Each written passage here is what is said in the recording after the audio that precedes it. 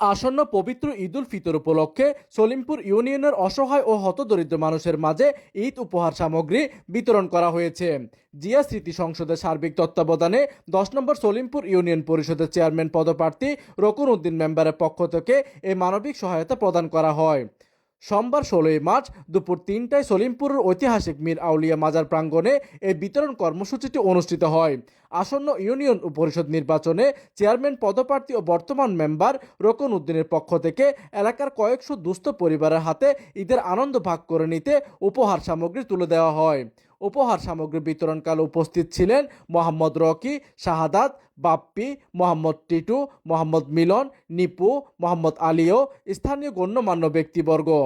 অনুষ্ঠানে বক্তারা বলেন, সাধারণ মানুষের সেবায় রকুনউদ্দিন মেম্বার সবসময় নিবেদিত প্রাণ।